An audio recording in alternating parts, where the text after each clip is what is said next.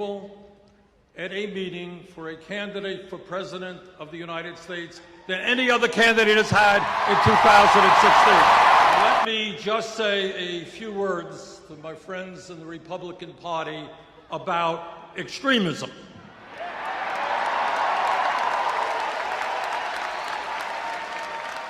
When you deny the right of workers to come together in collective bargaining, that's extremism.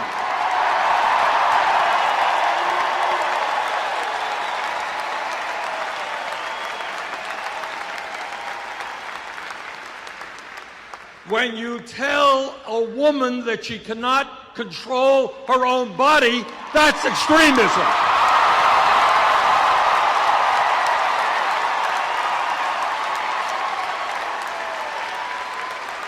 When you think a woman is a child and can't purchase a contraceptive, that is extremism.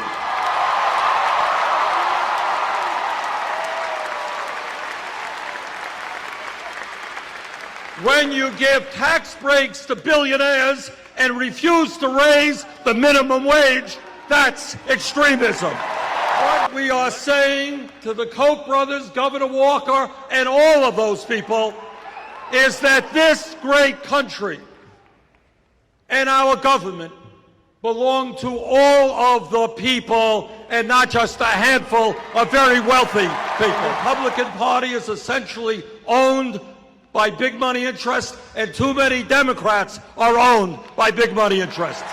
There is something profoundly wrong when today the top 1/10 of 1% own almost as much wealth as the bottom 90%. There is something profoundly wrong when today 58% of all new income is going to the top 1%.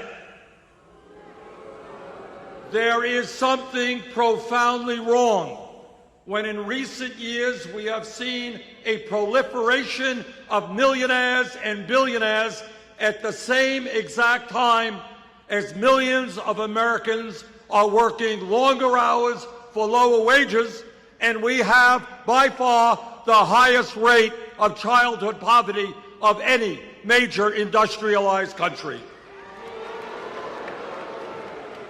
There is something profoundly wrong when one family, the Walton family of Walmart, owns more wealth than the bottom 130 million Americans. This grotesque level of inequality is immoral, it is bad economics, it is unsustainable, and it is not what the United States of America is supposed to be about. This campaign is sending a message loud and clear to the billionaire class, and that is, you can't get tax breaks when children in America go hungry.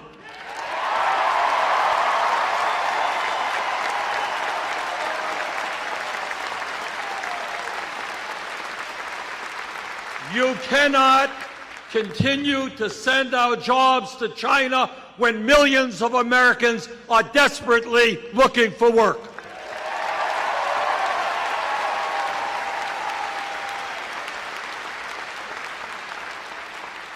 You can't hide your profits in the Cayman Islands and in other tax havens while we have so many unmet needs in America. You're going to have to start paying.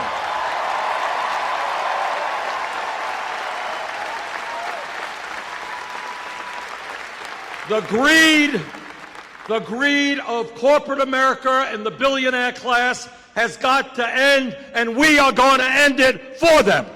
The state of Vermont, and I'm sure that it is true here in Wisconsin, we have workers not working at one job, not working at two jobs, but sometimes working at 3 or 4 jobs at abysmally low wages in order to cobble together an income and some health care. That is not the American economy that we will accept. The minimum wage must become a living wage, which means $15 an hour over the next few years. Somebody works 40 hours a week, that person should not be living in poverty.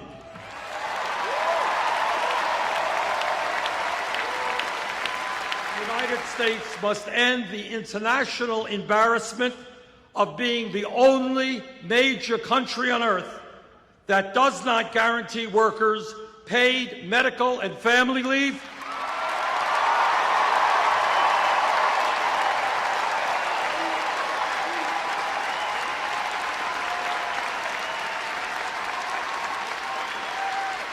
that does not guarantee workers paid sick time or paid vacation time. In virtually every state in this country, our infrastructure, our roads, our bridges, water systems, wastewater plants, our rail system, our levees, and our dams need an enormous amount of work. Now is the time to invest in rebuilding our crumbling infrastructure. You are looking at a senator and former congressman who voted against NAFTA, against CAFTA, against permanent normal trade relations.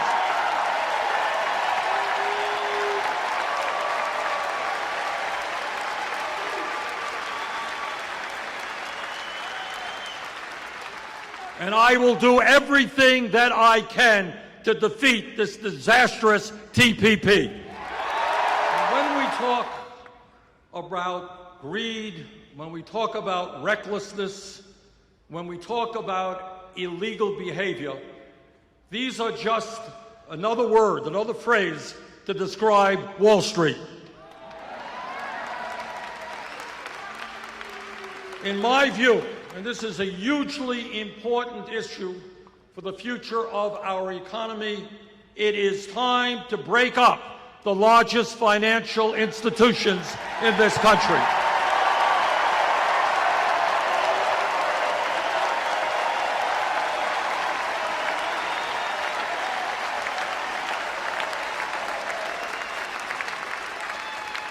Wall Street cannot continue to be an island unto itself, gambling trillions in risky financial instruments while expecting the public to bail it out.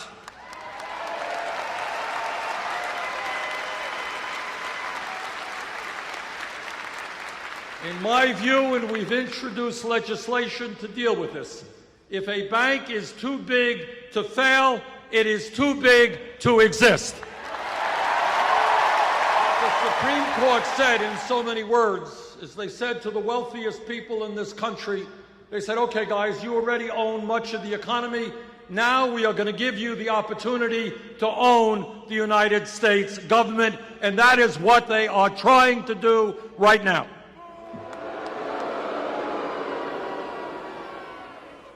Let me be as clear as I can be, and that is that as President of the United States, I will not nominate any justice to the Supreme Court who has not made it crystal clear that he or she will vote and work to overturn this disastrous Citizens United decision. Let me give you an example. I'll give you an example of how bad the situation is today. According to media reports, which I think are accurate, the Koch brothers alone, second wealthiest family in America,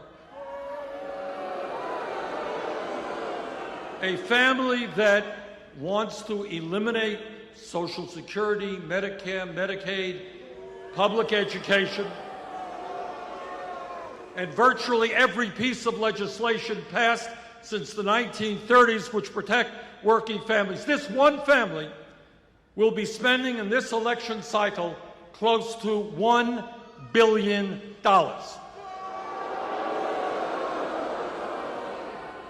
And their job and what their money is about is to elect candidates who make the rich richer and everybody else poorer.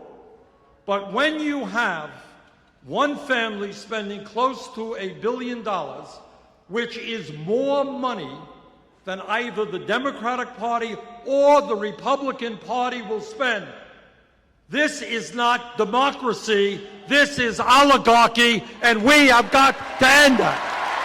When we talk about student debt, it is absolutely unconscionable that we have folks today who are paying interest rates of 8, 9, 10% on student debt, which they are stuck with for decades, yet they can go out and refinance their home for 2 or 3%. So what we've got to do is allow people with student debt to refinance. We've got to get the government out of the business of profiteering off of student debt as well. Let me also be clear that American democracy means one person, one vote. American democracy means that we try to have the highest voter turnout in the world. American democracy does not mean voter suppression or the gerrymandering of districts. We are going to win this election because if we do our job well, if we develop the grassroots national movement that I know we can, at the end of the day, they may have the money, but we have the people, and when the people stand together, we can win. Thank you all very much.